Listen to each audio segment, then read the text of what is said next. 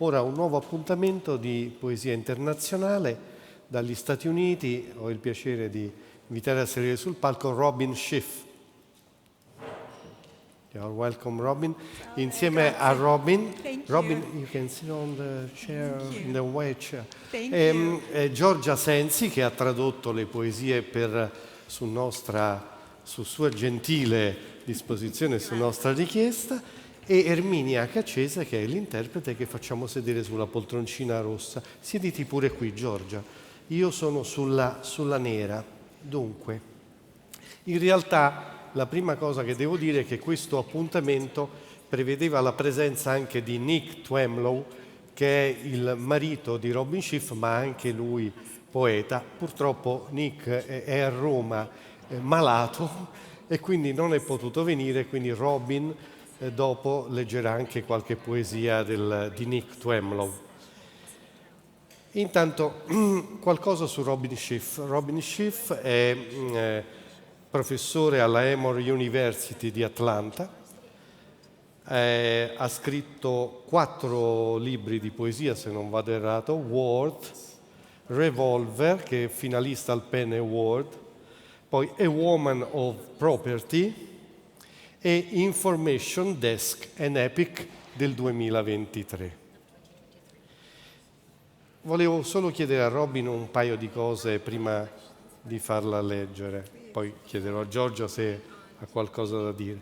A Woman of Property, chi è questa A Woman of Property? Who is a Woman of Property? Well, I think it's any woman who is writing and mothering at the same time. I actually named the book after the John Galsworthy novel, A Man of Property. Mm-hmm. His property was a summer house. My property as a woman was my writing. And then suddenly my writing, and then my child, who the book is about. Okay. Io credo che A Woman of Property sia qualunque donna sia una scrittrice e una madre, una donna di casa allo stesso tempo. In effetti il titolo della mia poesia, mia raccolta richiama A Man of Property, in cui appunto si ripete che A Man of Property è colui che scrive, nel mio caso io che scrivo, e anche la mia casa, il mio figlio, la mia famiglia. Certo. E invece un'altra cosa curiosa è Information Desk, an Epic, perché è un poema, se ho capito bene, in 2 volumi, quindi un'opera imponente, che nasce dal tuo lavoro come al banco delle informazioni del Metropolitan Museum of Art, giusto? E da lì tu ne hai tratto un libro. Cosa racconti in questo libro così ampio? It is a book about everything. Everything. Ok. Parla di qualunque cosa. My first job after college, so many years ago, was at the information desk at the Metropolitan Museum of Art. And sitting behind that desk, I fielded questions about all of Western art and Western culture and what art means, and I felt myself sort of coming of age as a poet under the scrutiny of those questions. E proprio il mio primo lavoro dopo il college è stato proprio quello di lavorare al banco informazioni del Metropolitan Museum, e lì ho risposto e affrontato domande di ogni tipo sull'arte, su cosa sia l'arte in Occidente. Proprio per me quella è stata una sorta di percorso che mi ha portato alla mia maturità artistica. Ok. Giorgia, vuoi chiedere qualcosa tu? Do you have any questions for her? No, I don't really. I don't really have any questions for you. I'm just privileged to be able to translate your poetry, so thank you very much. Grazie mille. I am so honored to be translated by you, and it's a great honor to be here, and I thank you. And I have to say, from sitting here, the poetry community in Rome is much more beautiful than the poetry community in the US. Ok, devo dire, seguita da qui, intanto vi ringrazio che la comunità dei poeti qui a Roma è di gran lunga più bella e straordinaria di quanto non lo sia negli Stati Uniti. Vi ringrazio. Grazie. Grazie. Senti, giusto qualcosa su Nick, poi vi facciamo leggere. Nick, diciamo, oltre ad essere poeta è anche un regista. So che lui ha vinto anche dei premi per la sua regia, lo avremmo chiesto a lui, ma...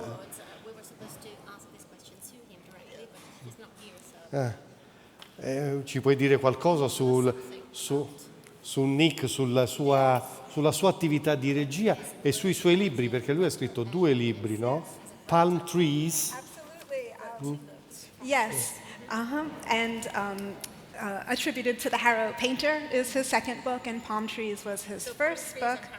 Yes, and a number of short films. Nick's work is characterized by its incredible lyric momentum and its sort of abstract stylings, a little bit of its confrontations, its conflict with violence and interior life. Very meditative work. Ha scritto anche diversi cortometraggi e il suo lavoro è incredibile, ha una grande percentuale di aspirazione, c'è la parte del conflitto, la parte della violenza, c'è un po' di tutto, insomma. Ok, Robyn, you can read if you want. Okay, I We are will. here for Grazie. you. I'm sorry I will be reading in English. My poems are much more beautiful in Italian, I'm sure. Yes. I Behind am us. going to read my poems followed by my husband Nick's poems. Quindi leggerò prima le mie poesie seguite da quelle di mio marito. Gate. Everyone has a cousin Benjamin Bunny. Peter said a walk would do him good, the edge of the wood. Peter did not enjoy himself anymore. He never would again. The brooding lettuces in their falcon hoods, the coppice gate wound shut by weeds, the jaws of life trying to keep it closed tight. But anyone can climb it. As a child, I played on a gate in a neighborhood park that swung of itself and sounded like the distress call of a rabbit. I stood on the bottom slat and backed in and out of the air. I'll never get out of here. The gate was pure folly, without fencing on either side, Greek tragedies staged around a doorway, the imagination strains to enter. I was raised in an aisle seat with an eye line of an actor about to come through from behind it. Melodramatic onions grew wild. I cried and cried until someone said, "It's okay to cry. It means the onions are fresh." Every dream begins with a threshold. Meet in the driveway where dogs tipped the garbage. Where's your mouth? There is a whistle you can buy that makes the sound of a rabbit screaming hunters used to call whatever they want out of the thicket, because everything they want wants rabbit for dinner. Move your hand along the shaft to call from Jack, thank you, to Cottontail and back again. Once you see them nose out of the interior at your bidding, what stops you from sounding every single day, all day, the shrill imagined rabbit's canned terror? You can do it with a reed of grass. Cup your hands. Everything alive is listening. I knew a hunter who could do a spot-on fawn whose suffering would bring a doe into the open every time. He didn't want a doe, though. He wanted a buck. Here's what I can't stand to acknowledge. When bucks hear the sound of the fawn my friend makes with his mouth, they come too, not in pity, but in lust, so badly they want the doe drawn by the yearning of a fawn in need of her. Everything is within range suddenly, and who am I to judge? He mounts her relief, and spring comes. No, he takes a bullet. I was caught up in theatrics and forgot whose theater this is. Lion felling a bull. I came upon a fragment, one anterior lion felling one anterior bull. I was in a museum, so can't call it life, but here I felt my life come down upon my life and have something to say about the continual downhill grade of the path from the ancient marble quarry the dark marble here was quarried from. First with form and then with stone, I came in love upon a fragment and should have loved the pressure most. I have a mother and a quarry. I quarreled with my father the day my son was born and am the father now. As a girl, I flipped over my handlebars, flying down a different hill every time. I had a childhood friend named Jill and an anti-carjacking device called a club I policed myself with by thinking hard of my membership in and a keen sense of the end of belonging. I drove my car into a house, my house into the earth, and I'm grinding the earth into hell. I want to be more true to the material world, the wild upon the bull, the chisel upon the wild, but it's either true or it isn't. How can I be more than what I am? I want to stop identifying with the caliper or the marble, the lion, its marble mane, or the meat the lowing cow watched its mate become, and be the altering heat again. I stood before the fragment and asked, what doesn't want to be whole?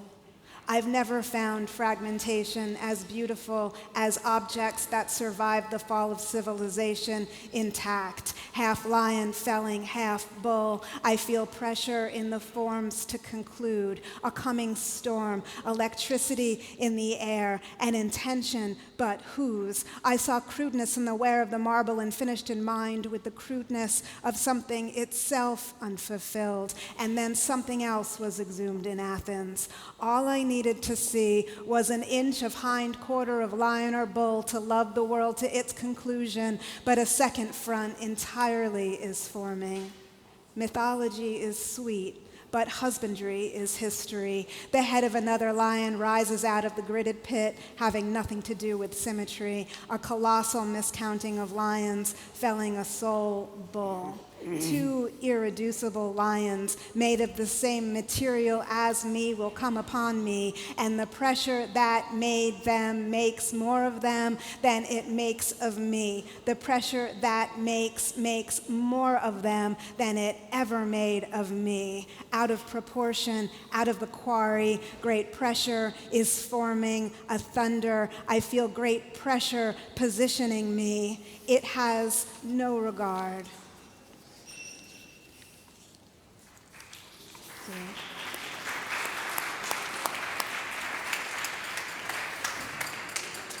Dyed carnations. There's blue, and then there's blue. A number, not a hue. This blue is not the undertone of anyone, but there it is, primary. I held the bouquet in shock and cut the stems at a deadly angle. I opened the toxic sachet of flower food with my canine and rinsed my mouth. I used to wash my hands and daydream. I dreamed of myself and washed my hands of everything. Easy math. Now I can't get their procedure at the florist off my mind. The white flowers arrived. They overnighted in a chemical bath, and now they have a fake laugh that catches like a match, that starts the kind of kitchen fire that is fanned by water. They won't even look at me. Happy anniversary. And I'll read one final poem of my own before I transform into my husband. This is called 4th of July.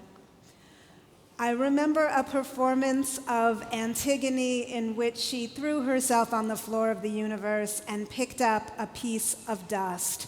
Is that the particle? It startled me. Was it scripted, directed, driven? I am a girl, Antigone. I have a sister. We love each other terribly. I am a woman of property. The milk of the footlights, the folds of the curtain. I remember a performance of Antigone. She stooped. There was a wild particle. It was glorified by my distance. I heard the hooves of the dust, the ticking of the script, calibrating oblivion. I saw the particle hanging, and Antigone needed something to do with her hands, and she did it.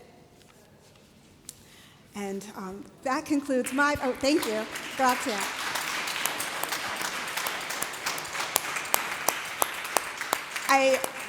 And now I have the honor of transforming myself into my husband, Nick. Ho l'onore di trasformarmi in mio marito, Nick. Imagine me taller and much more handsome. Immaginatemi più alta. I sing Nick. Okay. Vedo Nick, lo vedo.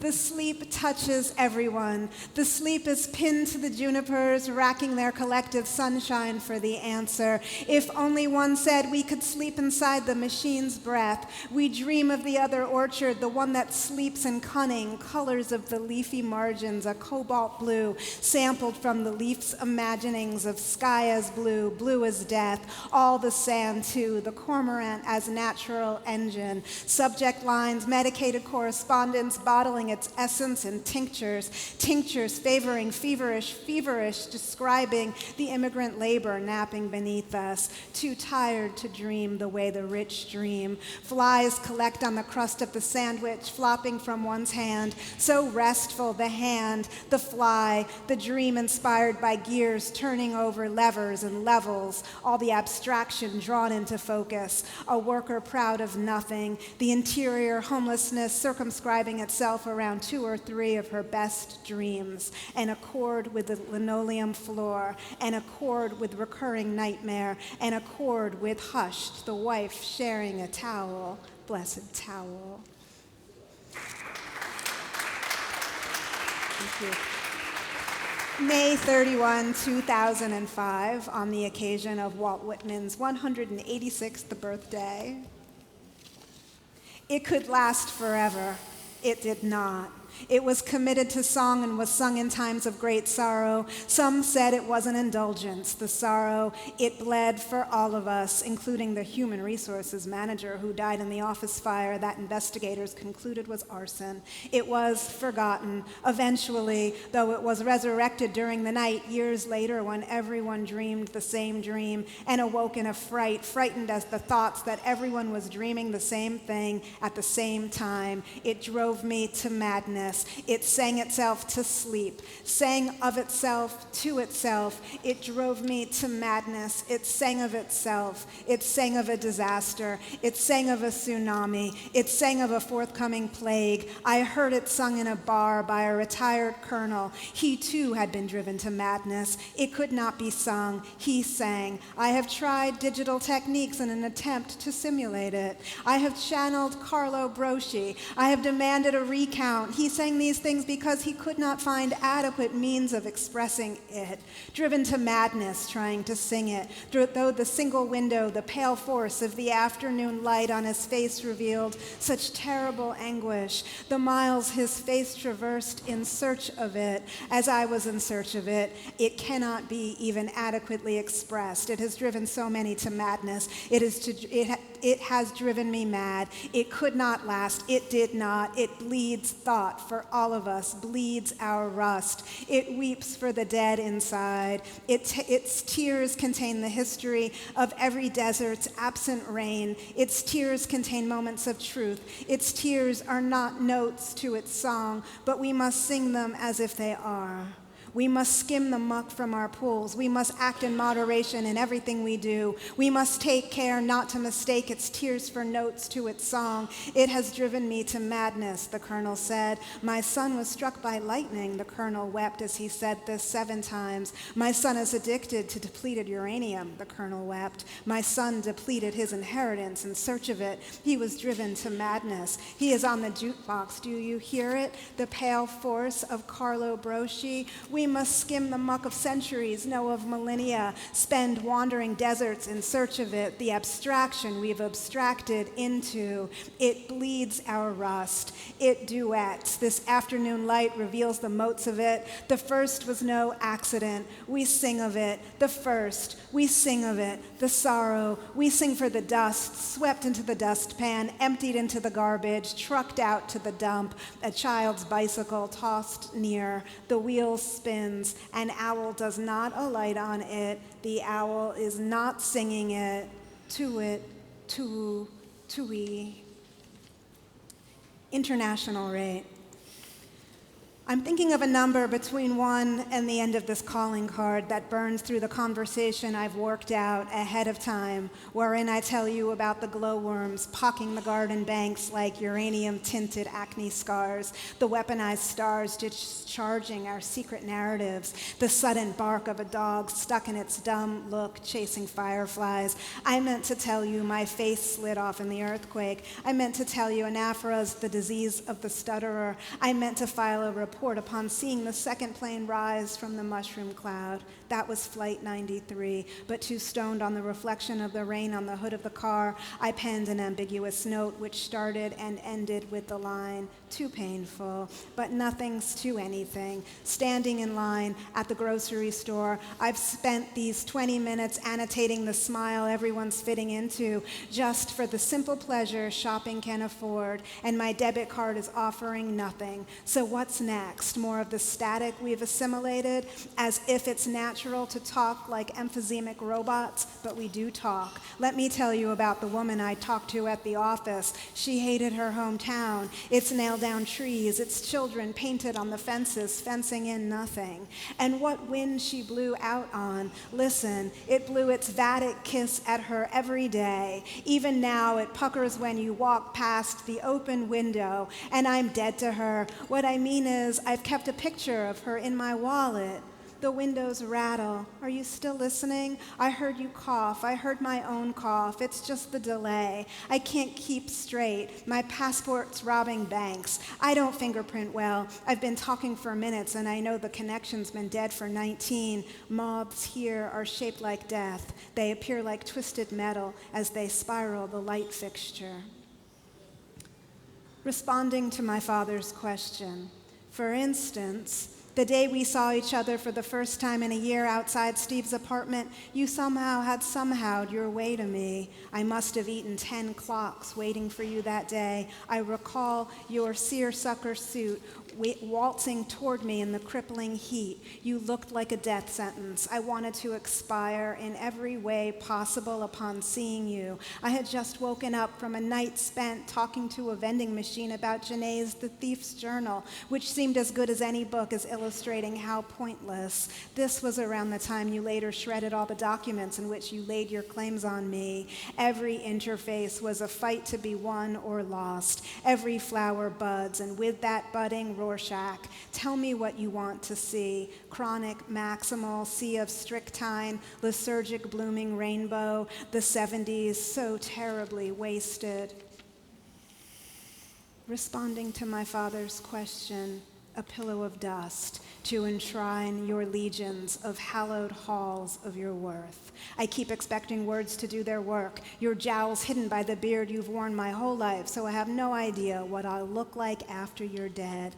This beard you told me years ago that you could never shave, as your patients wouldn't recognize themselves. I'm easy peasy as I fall to pieces. A choir of unrelenting dogs making meat of me. I drove my truck into the guardrail at 90 to test the airbag. It worked out for both of us. I'm a peddler of one-liners in line at the food bank to check my credit line. All the garlic bulbs I've been hoarding have grown beards. That's a night's work, knifing. When you told me you were pretty sure you were going to hell, I told you Wallace Stevens repented on his so-called deathbed.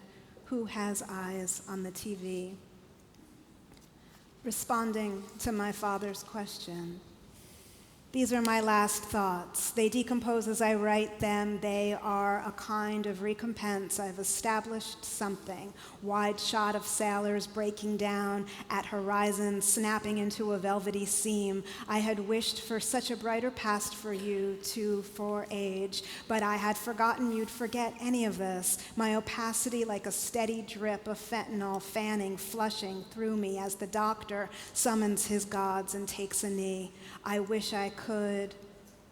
I'd be spent cartridge smoking, a diamond in the skyward phase, the sun streaking its greasy fingers across something finer, something perhaps resigned to its, an a cappella rendering of S. painting pocked canvases, ghosted fish thrashing, Colonel French doors smashing. Verily, it's static stitching past lives into a parlor trick. James meant what he said. He need you to put your head on his back and recall him back into his life.